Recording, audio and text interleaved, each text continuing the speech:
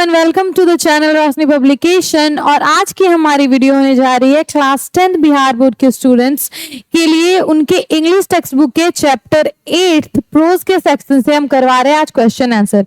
मैंने already detailed explanation का जो वीडियो था इस चैप्टर का वो ऑलरेडी हमारे चैनल पे पोस्ट कर दिया है, तो जाके आप इंग्लिश के हमारे प्लेलिस्ट में वो चेकआउट कर सकते हैं वीडियो। ऑलरेडी आप बोल सकते हैं फाइनली हमने बुक खत्म ही कर लिया है। लास्ट चैप्टर है प्रोज के सेक्शन से, पोएट्री के हमने 8 चैप्टर कर लिए, प्रोज के 8वां चैप्टर हम आज कंप्लीट कर लेंगे। तो हमने इंग्लिश का जो हमारा चैप्टर सेक्शन है, टॉपिक्स है बुक का, टेक्स्ट बुक का हमारे, वो कर लिया है कंप्लीट। तो जाके आप सारे वीडियोस हमारे चैनल के इंग्लिश के प्लेलिस्ट में अवेलेबल है, तो जाके वो आप चेकआउट कर सकते हैं। और ग्रामर के अब हम टॉपिक्स लाएंगे, तो please stay tune for that.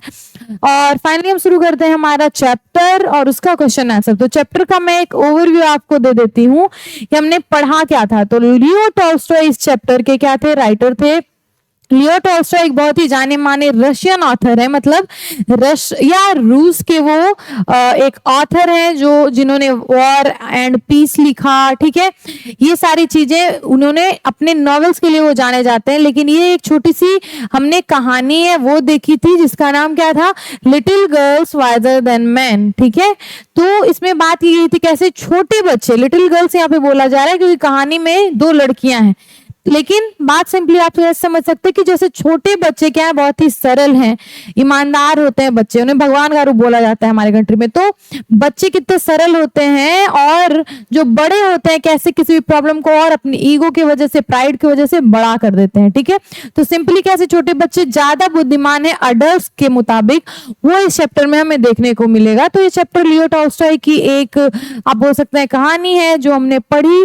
तो फाइनली हम इसका कर लेते हैं क्वेश्चन आंसर। मैंने आपको एक छोटी सी समरी दे दी। आपको अगर एक्सप्लेनेशन वीडियो देखना है तो जाके हमारे प्लेलिस्ट में इंग्लिश के आप चेकआउट कर सकते हैं। Let's get started with the chapter. हमारा क्वेश्चन आंसर फर्स्ट होने जा रहा है जो हम करने जा रहे हैं, बहुत ही ब्रीफली आंसर, 1-2 लाइन का हमारा ये आंसर होगा। तो फर्स्ट क्वेश्चन है, which festival is refer to by the writer. तो ये जो चैप्टर शुरू होता है हमारे, ये स्टोरी शुरू होती है तो उसमें बोला जाता है हमारे राइटर लियो टॉल्स्टॉय के द्वारा कि हमारा जो चैप्टर है, नहीं हमारी जो स्टोरी है उसका जो सीनरी है वो क्या था, उसमें चल रहा था ईस्टर का एक त्योहार चल रहा था। जो क्रिश्चियन देशों में क्रिश्चियन जो लोग होते हैं, क्रिश्चियनिटी को जो फॉलो करते हैं, उनके द्वारा ये मनाया जाता है ईस्टर का त्योहार। ठीक है, तो विच festival is referred by the writer, इसमें पूछा जा रहा है कौन सा त्योहार के बारे में जिक्र किया गया है इस चैप्टर में, इस स्टोरी में, तो वो था ईस्टर।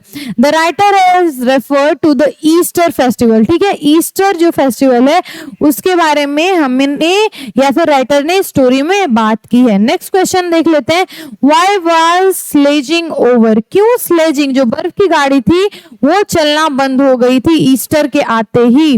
क्योंकि अब आंसर हमारा sledging was over because snow on hills began to melt. Sledging जो बर्फ पे चलने वाली गाड़ी वो क्यों चलना बंद हो गई, क्योंकि बर्फ पिघलने लगा था। अब थोड़ी थोड़ी ठंड खत्म हो गई, अब गर्मी आने लगी है तो बर्फ पिघलने लगा है और बर्फ पे ही गाड़ी चलती है जिसे स्लेज बोलते हैं। तो अब स्लेजिंग नहीं हो रही है, क्यों, क्योंकि बर्फ ही नहीं है तो वो गाड़ी कहां चलेगी।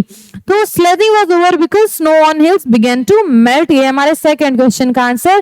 Third question, why was water running in streams down the village street. क्या बोला जा रहा है, why was water running in streams down the village street, क्यों जो पानी थी वो विलेज गांव की गलियों में बह रही थी, क्यों वो बह रही थी हिल से नीचे। अब इसका भी आंसर हमने फर्स्ट क्वेश्चन जो देखा इससे पहले वाला, उसमें हमने क्या देखा, बर्फ पिघल रही है तो पानी बन रही है वो, तो पानी क्या होगा, हिल पे बर्फ पिघल रही है तो नीचे गांव में पानी आएगा ना, तो गांव की गलियों में वो पानी इसी वजह से बह रहा है। Because snow was melting and water of melting snow rain in the streams. क्यों पानी बह रहा था, ठीक है, क्यों पानी बह रहा था, water was running in streams down the village of street because snow was melting and water of melting snow rain in the streams. Third question का ये आंसर था। आई होप आपको समझ में आ रही है बातें, आप समझ लें। अगर आपको क्वेश्चन में कुछ प्रॉब्लम हो रहा है तो वो प्लीज कमेंट सेक्शन में उन क्वेश्चंस को आप डाल सकते हैं ताकि मैं आपके डाउट्स को क्लियर कर सकूं। ठीक है, या फिर कोई भी क्वेरी है प्लीज कमेंट सेक्शन में डालिए। अब हम फोर्थ क्वेश्चन हमारा देख रहे हैं, where do 2 little girls met. ठीक है, Where do the 2 little girls meet, यहाँ पे पूछा जा रहा है कि 2 लड़कियां, जो स्टोरी में 2 लड़कियां हैं, ठीक है, अकोल्या और एक और लड़की है छोटी बच्ची, वो दो लड़कियों की ये कहानी है, ठीक है। तो वो दोनों लड़कियां कहाँ मिली ये पूछा जा रहा है। तो स्टोरी में क्या होता है, ईस्टर का जो त्योहार है वो उस दिन रहता है और वो लोग चर्च से आती हैं तभी वो मिलती हैं। तो आंसर हमारा क्या है, वो कहाँ पे मिलती है पूछा जा रहा है। The two girls meet in a lane between two home states, दो घरों के बीच में गली में एक लेन में वो मिलती हैं, ये उस स्टोरी में हम पढ़ते हैं। The two girls meet in a lane between two home states, ये हमारा फोर्थ क्वेश्चन का आंसर है। Fifth question, are they of same age, तो नहीं वो सेम एज के नहीं थे। इसमें पूछा जा रहा है क्या वे दोनों बराबर ही उम्र के थे, सेम उम्र के थे, तो नहीं, एक जो थी अकोल्या वो बड़ी थी और एक महाल्या ऐसे करके कुछ नाम है तो वो छोटी थी, ठीक है। तो दोनों आप देख सकते हैं दोनों का एज डिफरेंट था। तो are they of same age, no they were not. No, one girl was small and other girl was little bigger, ये उस स्टोरी में मेंशन्ड है by Leo Tolstoy in little girls rather than men में, कि एक girl, एक बच्ची जो कि छोटी थी और एक बच्ची उससे थोड़ी बड़ी थी। Why did अकोल्या try to check मलाशा, ठीक है। मलाशा जो है why did, तो मलाशा और अकोल्या नाम है, अकोल्या बड़ी वाली लड़की और मलाशा क्या है, छोटी बच्ची का नाम है। तो Akulya try to check Malasha, Akulya Malasha को क्यों चेक करती है, क्यों देखती है, जांचती है, क्योंकि आंसर हमारा देखते हैं, Akulya try to check Malasha not to step with shoes in the puddle. Akulya notice करती है कि मलाशा जो छोटी लड़की है वो क्या करती है, वो पानी जो वहां पे बह के स्ट्रीम से वो ऊपर जो मेल्ट हो रहा है बर्फ, उसकी वजह से पानी गांव की गलियों में आ रहा है और कहीं कहीं पानी जमा होकर छोटा सा गड्ढे में पानी जमा होकर पडल भी बना रहा है, छोटे छोटे तालाब की तरह महसूस हो रहा है वो चीज। तो उसमें महाल्या जो छोटी बच्ची जो है अपने नए फ्रॉक और शूज के साथ कूदने लगती है, ठीक है, पानी में। तो इसकी वजह से वो कपड़ा और उसकी शूज गंदा ना हो जाए, अकोल्या उसे रोकती है। इसी में वो चेक करती है कि तुम शूज पहन के कहीं जो मलाशा है वो पानी में ना कूद जाए। तो Akulya try to check Malasha not to step with shoes into the puddle, Akulya check करती है कि मलाशा जो है कहीं अपने जूते के साथ उस पानी भरे गड्ढे में ना कूदे। सेवेंथ क्वेश्चन है, what advice did Akulya offer, अकोल्या का क्या एडवाइस देती है जब वो देखती है कि मलाशा जो है पानी में कूद रही है, क्या एडवाइस देगी। तो what advice did Akulya offer, Akulya advised her, Malasha यहाँ पे होगा Malasha, Akulya advise her to take off her shoes and stockings and avoid splashing water, अकोल्या क्या एडवाइस करती है मलाशा को कि तो अपने शूज और स्टॉकिंग्स जो तुमने पहना है तो नीचे आपने जो भी पहना है वो आप उतार दे ताकि वो गंदा ना हो, और एंड अवॉइड स्प्लैशिंग वाटर, वो ये भी बोलती है कि पानी उछालना बंद करो, कूदो मत इतनी जोर से कि पानी उछले हमारा कपड़ा गंदा हो, ये वो एडवाइस करती है मलाशा को अकोल्या। अकोल्या बड़ी है, मलाशा छोटी है। तो हमने क्या किया, कुछ क्वेश्चन, ब्रीफ क्वेश्चन आंसर हमने किए। अभी नेक्स्ट हमारा क्वेश्चन है जिसमें हमें ट्रू और फॉल्स देखना है, ठीक है, कि कौन से सेंटेंस है जो गलत है उनके लिए फॉल्स के लिए हमें एफ लगाना है, जो सही है ट्रू के लिए हमें टी लगाना है। तो फर्स्ट सेंटेंस है Akulya and Malasha take off their shoes and stockings, तो ये जब आप स्टोरी पढ़ेंगे या फिर हमारा डिटेल एक्सप्लेनेशन का वीडियो देखेंगे आपको समझ में आएगा कि स्टोरी में क्या होता है। अकोल्या मलाशा को बोलती है कि अपने स्टॉकिंग्स और शूज को उतार लो और उसके बाद पानी में खेलते हैं। तो यस, दे क्या करते हैं, दे took off their stockings and shoes, तो ये ट्रू है हमारा sentence. Akulya and Malasha take off their shoes and stockings, ये ट्रू है तो हमने टी लिख दिया ट्रू के लिए। सेकंड सेंटेंस है दे do not walk towards each other in the पडल, इसमें बोला जा रहा है वे दोनों एक दूसरे की तरफ पडल में पानी में आगे नहीं बढ़ते हैं। लेकिन नहीं, स्टोरी जब आप पढ़ोगे तो आपको पता होना चाहिए होगा कि वही लोग जब पडल में कूदते हैं, गड्ढे में कूदते हैं, तो वो दोनों एक दूसरे की तरफ चलते हैं। तो ये हमारा सेंटेंस नहीं बोल रहा है, उस बात को गलत बोल रहा है, तो हमने कर दिया एफ लगा दिया। क्या लगाया, क्योंकि ये सेंटेंस गलत है, फॉल्स है, तो एफ लगाया। थर्ड सेंटेंस है Malasha assures Akolya that water is not deep, फिर गलत है ये सेंटेंस, क्योंकि स्टोरी में था अकोल्या जो बड़ी लड़की होती है वो मलाशा को समझाती है। मलाशा पानी में जाते ही जब उसके टखने तक आ जाता है पानी पैर के, तो वो डर जाती है कि लगता है पानी अब बहुत गहरा होने वाला है, हम डूब जाएंगे या फिर हम उसमें क्या होगा, प्रॉब्लम होगा। तो अकोल्या उसे समझाती है कि कोई बात नहीं, तुम अंदर आओ, ये पानी अब हमारे टखने से ज्यादा बाहर नहीं आएगा या फिर ऊपर नहीं आएगा। तो ये यहाँ पे मलाशा श्योर्स अकोल्या बोला जा रहा है, तो सही क्या था, Akolya assures Malasha that water is not deep. तो ये सेंटेंस गलत हो गया, तो हमने लगा दिया एफ फॉल्स के लिए, ठीक है। फोर्थ है हमारा मलासा स्प्लैशेस वाटर। तो ये राइट है सेंटेंस, क्योंकि स्टोरी में था मलासा जो है वो अकोल्या से समझाती है कि पानी को स्प्लैश मत करो, पानी को उछालो मत, लेकिन अकोल्या क्या करती है, मलासा क्या करती है कि पानी में उछलने लगती है। तो ये हमारा सेंटेंस ट्रू है, ठीक है, मलासा ही पानी को उछालती है। फिफ्थ है हमारा sentence Akulya ran to strike Malasha, ये भी सही है।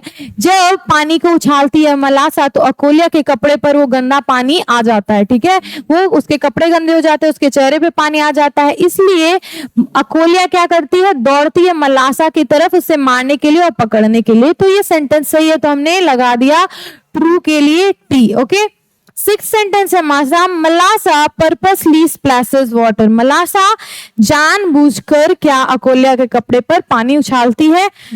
तो ये आप बोल सकते हैं, अगर आपको स्टोरी के अकॉर्डिंग लिखना है तो ये ट्रू होगा, ठीक है, क्योंकि अकोल्या बोलती है अपनी माँ से, जब उसकी माँ उससे पूछने आती है कि तुम्हारे कपड़े गंदे कैसे हुए, तो अकोल्या बताती है कि मलासा ने जानबूझकर मेरे कपड़े के ऊपर पानी डाला है।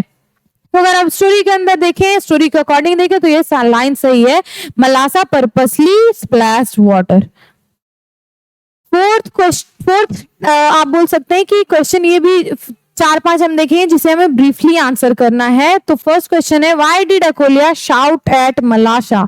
तो अकोल्या जो है, बड़ी लड़की जो है, वो मलासा पे क्यों चिल्लाती है, ये इसमें पूछा जा रहा है इस क्वेश्चन में। तो वो क्यों चिल्लाएगी, क्योंकि मलासा ने क्या किया, पानी जो पडल में था, गड्ढे में था, वो अकोल्या के कपड़े पर वो उछाल देती है, पड़ा देती है, इसकी वजह से अकोल्या चिल्लाती है। Akulya started shouting because Malasha ruined her dress by splashing water. पानी उछाल के वो अकोल्या के कपड़े को गंदा कर देती है, इसलिए अकोल्या मलासा पे चिल्लाती है, शाउट करती है। फर्स्ट क्वेश्चन ये था। Second question why did Akolya's mother seize Malasa. Akolya की माँ मलासा को क्यों पकड़ती है, सीज करना मतलब पकड़ लेना, वो क्यों पकड़ती है, क्योंकि वो देखती है अकोल्या के कपड़े गंदे हो गए और मलासा को अकोल्या ने बोला है मलासा ने कपड़े गंदे किए हैं। तो सेकेंड जो है why did Akolya's mother seize Malasa, Akolya's mother seize Malasa to beat her. क्यों करती है सीज, क्यों पकड़ती है मलासा को, ताकि उसे मार सके, और गर्दन पे उसे मलासा को अकोल्या की माँ मारती भी है, इस वजह से लड़ाई होती है स्टोरी में। थर्ड क्वेश्चन हमारा what happened when Malasa's mother came out after hearing her how. क्या होता है जब मलासा को अकोल्या की माँ मारती है गर्दन पे, तो मलासा रोने लगती है, ठीक है। तो जब मलासा रोने लगती है और जोर जोर से रोने लगती है, तो उसकी रोने की आवाज सुनकर मलासा की मदर बाहर आती है, ठीक है, मलासा की मम्मी बाहर आती है क्योंकि उसकी बच्ची रो रही है। तो क्या होता है पूछा जा रहा है, ठीक है। तो क्या होता है, मलासा's mother began scolding her neighbor, one word led to another, they had an angry quarrel। क्या होता है, मलासा की माँ अकोल्या की माँ से लड़ने लगती है। अकोल्या की माँ उसकी नेबर भी है, पड़ोसन भी है, वो लोग एक साथ रहते हैं, लेकिन क्योंकि मलासा को अकोल्या की माँ ने मारा, इसकी वजह से मलासा की माँ अकोल्या की माँ से लड़ने लगती है, एक बात से दूसरी बात बढ़ती है और उनकी गंदी लड़ाई होने लगती है, ठीक है, वो दोनों लड़ाई करने लगते हैं गुस्से में आके। तो ये था हमारे थर्ड क्वेश्चन का आंसर। नेक्स्ट क्वेश्चन है why was no one listening. क्यों कोई भी नहीं सुन रहा था, वहां जो भीड़ इकट्ठी हुई सब एक दूसरे से लड़ रहे थे, चिल्ला रहे थे, कोई भी कुछ सुन नहीं रहा था, ये पूछा जा रहा है इस क्वेश्चन में। Because everyone in the street was engaged in quarrelling. कोई कुछ सुन क्यों नहीं रहा था, क्योंकि सभी लड़ने में बिजी थे, ठीक है। Because everyone in the street was busy quarrelling या फिर एंगेज्ड इन क्वारलिंग, ये हमारे फोर्थ क्वेश्चन का आंसर है। आई होप आपको अभी तक जितने क्वेश्चन मैंने समझाए हैं, आंसर समझाए हैं, आपको समरी भी मैंने बताई है, वो समझ में आ रही है।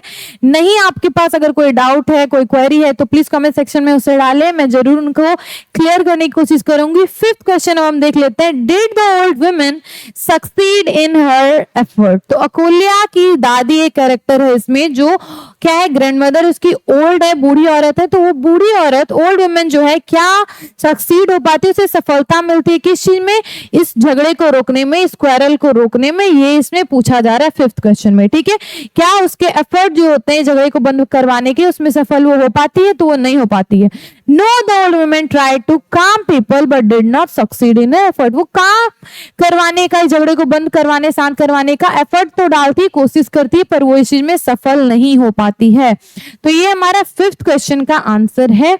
Next question, what did अकोलिया do while other women were abusing each other. तो अकोलिया क्या करती है, क्या कर रही होती है जब जो वहां पे औरतें हैं एक दूसरे से झगड़ा कर रही होती है, एक दूसरे को गाली दे रही होती है, मारपीट कर रही होती हैं। तो अकोलिया क्या कर रही होती है ये हम देखेंगे। तो अकोलिया क्या करेगी, अकोलिया had wiped the mud of her frock. अकोलिया अपनी जो गंदे पानी से कीचड़ लग गया उसके कपड़े में वो उसे फ्रॉक से हटा देती है and gone back to the puddle, और वो फिर से उस गड्ढे के पास जा रही है। ठीक है, गड्ढे के पास जा रही है। शी टुक अ स्टोन, वो एक पत्थर उठाती है and began scraping away the earth in front of the puddle to make a channel through which the water could run out into the street. Malasa also joined her. क्या कर रही होती है जब सब लोग लड़ाई कर रहे होते हैं, औरतें एक दूसरे को अब्यूज कर रही होती है, तो अकोलिया क्या करती है, अपने फ्रॉक से कीचड़ साफ करती है और वो पडल की ओर, गड्ढे की ओर जाने लगती है। ठीक है, वो फिर एक स्टोन उठाएगी और वो जो गड्ढा उतना गहरा नहीं है, उनके पैर के टखने तक ही वो पानी आ रहा है। तो वो क्या कर रही है, वहां की जो मिट्टी है उसे काट रही है और वहां एक स्ट्रीम बना रही है, एक चैनल बना रही है ताकि पानी वहां जो गड्ढे में भरा है वो निकल सके वहां से और रास्ते में, गली में बाहर निकल जाए। ठीक है, और उसे क्या करती है, मलासा भी ज्वाइन करती है। मलासा से उसकी लड़ाई हो गई है, फिर भी बच्चे हैं वो तुरंत लड़ाई करे, तुरंत एक साथ खेलने भी लग जाते हैं। इस चैप्टर में हमने यही देखा था कैसे बच्चे सब कुछ भुलाकर फिर एक साथ खेल रहे हैं, लेकिन अडल्ट जो होते हैं, बड़े जो लोग होते हैं, वो क्या कर रहे हैं, बच्चों की बात में आके एक दूसरे से लड़ाई कर रहे हैं और किसी की बात नहीं सुन रहे, मारपीट तक बात आ जाती है। तो यही होता है, अकोलिया क्या कर रही होती है, फिर से वो खेल में एंगेज हो गई है। 7th question, what did the two girls do when main started fighting. तो दो जो लड़कियां हैं अकोलिया और मलाशा, वो क्या करती हैं जब सभी मैन स्टार्टेड फाइटिंग, जब जो लोग हैं वहां पे लड़ना शुरू कर देते हैं। व्हेन मैन स्टार्टेड फाइटिंग, जब जो लोग हैं, औरतें तो लड़ी रही होती हैं, अब पुरुष भी, मेल्स भी जो है वहां लड़ने लगते हैं, वो शुरू करने लगते हैं fight. The two girls made a channel through which the water could run out into the street. मलाशा was digging the channel with the chip off would. तो दो गर्ल क्या कर रही होती है, वो लोग एक जो गड्ढे से एक चैनल बना रही होती है, एक धारा के लिए, पानी की धार के लिए वो एक रास्ता बना रही होती है जिससे पानी निकल के स्ट्रीट से बाहर चला जाए। ठीक है, गली के बाहर चला जाए। और जब मैन लड़ना स्टार्ट करते हैं, मलासा भी उसे ज्वाइन करती है, एक लकड़ी का चिप, एक लकड़ी का टुकड़ा लेके, और अकोलिया क्या करती है, एक पत्थर के टुकड़े से वो कर रही होती है। तो जब फाइट हो रहा है, वो दोनों लड़कियां क्या कर रही है, खेल रही हैं। Why did the old woman say to the crowd, "Are you not ashamed of yourself?" तो जो बूढ़ी औरत होती है, जो लड़ाई शांत करवाने आई होती है, अकोलिया की दादी, वो क्यों बोलती है उस भीड़ से कि क्या तुम शर्मिंदा नहीं हो, क्या तुम्हें शर्म नहीं आ रही है? वो क्यों बोलती है, ये हमें आंसर करना है। वो क्यों बोलेगी, क्योंकि उसने देखा कि जिन दो बच्चियों की वजह से लड़ाई शुरू हुई, वो बच्चियां फिर लड़ाई करने के बाद अब फिर से साथ में खेल रही हैं, लेकिन जो बड़े हैं वो अभी तक लड़ाई में ही इंगेज है, लड़ाई ही कर रहे हैं। She said so, वो ऐसा क्यों बोलती है कि तुम क्यों शर्मिंदा नहीं महसूस कर रहे हो, या फिर तुम्हें क्यों शर्म नहीं आ रही है? She said so because the girls for whom they were quarreling had been playing with each other and were happy together. तो वो ये बात इसलिए बोलेगी क्योंकि जिस दोनों बच्चियों के लिए वो लोग लड़ाई कर रहे थे, वो बच्चियां अब साथ में खेल रही हैं, वो भूल गई उस बात को। इस वजह से वो बोल रही हैं कि जो बच्चियां भूल गई, जिसकी वजह से आप लड़ाई कर रहे हो, फिर से साथ में खेल रहे हैं, पर आप लोग अभी तक लड़ाई में लगे हुए हो, इसलिए ये बात बोलती है क्या आप लोगों को शर्म नहीं आ रही है? वो बच्चियां एक साथ खुश हैं और आप अभी तक लड़ाई ही कर रहे हो। लॉन्ग आंसर टाइप क्वेश्चन अब हम देख लेते हैं। हमारा फर्स्ट क्वेश्चन है, why were the two girl dress in new clothes and were showing the finery to each other. इसमें क्या बोला जा रहा है क्वेश्चन में कि दो लड़कियां जो थी उन्होंने नए कपड़े, न्यू फ्रॉक्स क्यों पहने थे? ठीक है, ड्रेस्ड इन न्यू। ठीक है, आप जब ये चैप्टर पढ़ेंगे तो आपको पता चलेगा उन लोगों ने नए नए फ्रॉक पहने हुए थे, नए नए शूज पहने हुए थे। क्यों? क्योंकि उनका एक त्योहार चल रहा था ईस्टर का। ठीक है, उसमें उन्होंने अभी चर्च को विजिट किया और अभी आके वो एक दूसरे को अपनी गिफ्ट्स दिखा रही है। बच्चों को गिफ्ट्स दिया जाता है, वो गिफ्ट्स दिखा रही है, तो फाइनली उसी को बोला जा रहा है। एक दूसरे को गिफ्ट्स वो दिखा रही हैं और अपने कपड़े दिखा रही हैं, जो भी अच्छी चीजें उनके पास एक दूसरे को वो दिखा रही होती। तो वो ऐसा क्यों करती हैं, इस क्वेश्चन में ये पूछा जा रहा है। तो आंसर हमारा it was the occasion of Easter, क्योंकि त्योहार का समय, ईस्टर एक त्योहार है, उसका समय था। The two girls were dressed in new clothes, इसलिए दोनों बच्चियां जो थी नए कपड़े पहने हुए थे उन्होंने।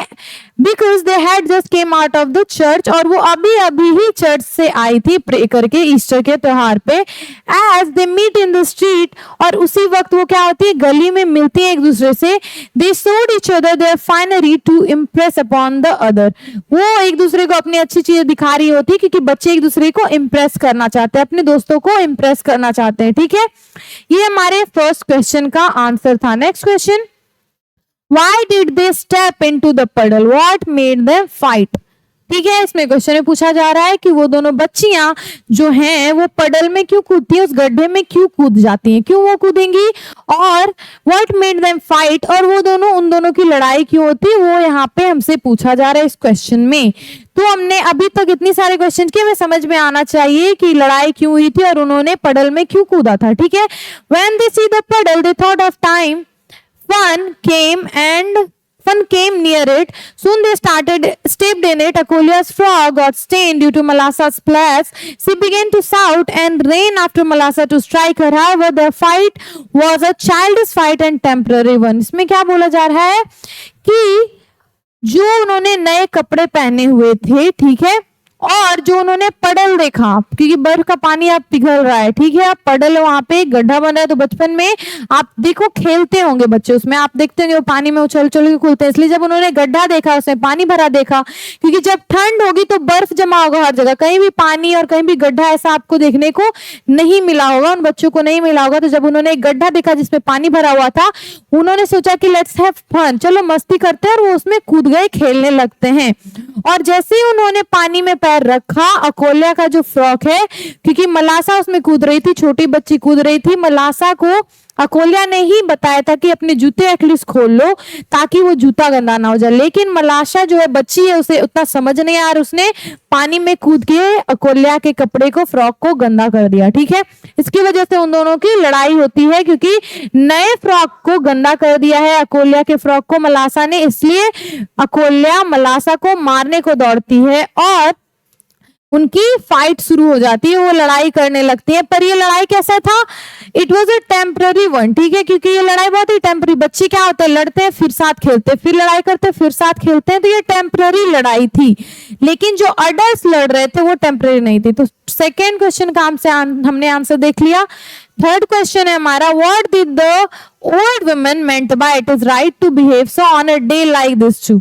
तो जब ओल्ड वुमेन जब वो दोनों बच्चियां लड़ाई करने लगती हैं और फिर साथ में खेलने भी लगती हैं, लेकिन बड़े लड़ाई कर ही रहे होते हैं, तो सबसे पहले वो बूढ़ी औरत क्या बोलती है, क्या आप लोग शर्मिंदा नहीं है, क्या आपको शर्म नहीं आ रही है। और दो और लाइन वो बोलती है कि it is right to behave so, क्या ऐसा करना सही है, क्या ये काम करना सही है, and on a day like this too, वो बोलती है और ऐसे दिन पे क्यों वो ऐसा बोलती है, तो वो इसलिए बोलती है क्योंकि जब ये स्टोरी लिख रहे हैं वो टाइम जो है वहां पे वो ईस्टर का है, त्योहार का टाइम है, और त्योहार होता है खुशी मनाने का वक्त, एक दूसरे से गले मिलते हैं लोग, एक दूसरे को गिफ्ट देते हैं, मिठाइयां बांटते हैं, अपनी खुशी को बांटते हैं। लेकिन यहाँ पे उल्टा क्या हो रहा है, लोग लड़ाई कर रहे हैं। ठीक है, पूरा गांव जमा हो गया, सारे लोग एक दूसरे से लड़ रहे हैं, इसलिए ये बात वो बोलती है, क्या it is right to behave so on a day like this too. It was a day of Easter, which is a festival of Christians. तो ईस्टर का दिन था जो क्रिश्चियन लोग मनाते हैं। So it is bad to quarrel on such day, इसलिए त्योहार के दिन पे लड़ना क्या है, एक अच्छी बात नहीं है, बुरी बात है। Everybody finds himself in good festive mood, क्योंकि सभी लोग क्या होते हैं, त्योहार मनाने के मूड में, एक खुशनुमा माहौल होता है। ठीक है, they should have quarrelled on such a day, they should not have. Okay, वो ऐसे दिन पे आपको त्योहारों के ऐसे भी आपको लड़ाई करनी चाहिए, नहीं करनी चाहिए, लेकिन त्योहार के दिन पे मोस्ट इंपोर्टेंटली आपको नहीं लड़ना चाहिए, वो अच्छा नहीं लगता है। The day was for rejoicing and not to commit such a folly like this. वो क्या बोलती हैं कि रिजॉइनिंग नहीं, रिजॉइस होगा ये। ठीक है, तो वो क्या बोल रही है, बूढ़ी दादी जो है अकोलिया की, वो बोलती है कि आज का दिन जो है, ईस्टर का दिन जो है, खुशी मनाने के लिए, ठीक है, एक दूसरे के साथ खुशी बांटने के लिए, एक दूसरे के साथ मिलकर ईस्टर मनाने के लिए, ना कि ये जो आप बोल सकते हैं एक फॉली इसको बोला जा रहा है, एक गलती बोला जा रहा है, ठीक है, कि आप एक अजीब काम कर रहे हो, ये एक सही काम नहीं है, ठीक है, इसलिए वो ये बात बोलते हैं it is right to behave so. एक आप जैसे कोई मूर्ख व्यक्ति काम करता है उस तरह का आप ये काम कर रहे हैं, ऐसा बिहेव आज ईस्टर के दिन ऐसे दिन पे नहीं होना चाहिए, इसलिए ये 2 लाइन्स वो दादी बोलती हैं। फोर्थ क्वेश्चन है why does the writer call the 2 kids dear little souls. तो जब हमने ये स्टोरी का लास्ट देखा था तो उसमें दादी माँ बोलती हैं उन बच्चियों को डियर लिटिल सोल्स, और वो बड़े को डांट रही होती हैं, ठीक है। तो वो राइटर ने डियर लिटिल सोल्स क्यों लिखा दोनों बच्चियों के लिए? The writer calls the 2 little girls dear little soul for their simplicity of heart, ठीक है। क्यों बच्ची को, दोनों बच्चियों को राइटर बोलते हैं डियर लिटिल सोल्स? क्योंकि उनकी जो हार्ट, उनके दिल में जो सरलता है, ठीक है, इसकी वजह से they did not show any malice towards each other।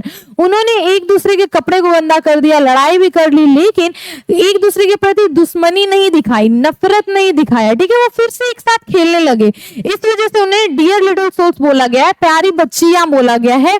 They had forgotten their quarrel, वो अपनी लड़ाई को भूल गए, and started playing together their play, और साथ में फिर से वो खेलने लगे। They once again laughed together, forgetting all their differences, और क्या हुआ, वे दोनों अपने अपने अंतर को भुला के, अपने लड़ाई को भुला के एक साथ दोबारा खेल रहे हैं। कोई भी अपने लिए नफरत नहीं पाल लिया जैसे बड़े लोगों ने पाल लिया। बड़े लोग लड़ाई करते रहे एक दूसरे से, कोई भी किसी की बात सुनने को रेडी नहीं था।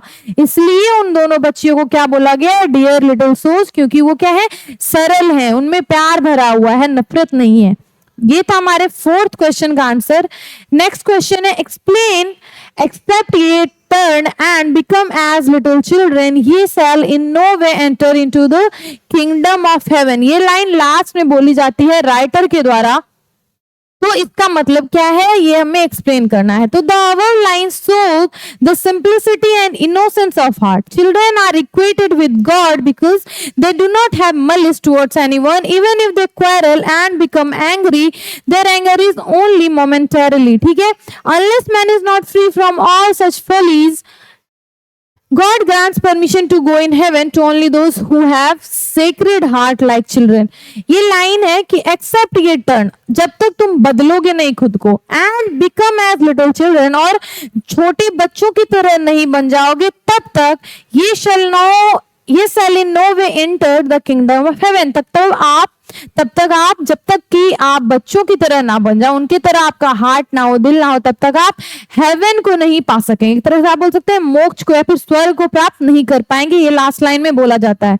तो ये क्यों बोला गया था? क्योंकि ये लाइन दिखा रही है बच्चों की सिंप्लिसिटी। बोला जा रहा है आप बच्चे बन जाओ, जैसे बच्चों में सरलता है, प्यार है, कोई भी नफरत का भाव नहीं है, वैसे बनने को बोला जा रहा है। और बोला जा रहा है children are equated with God.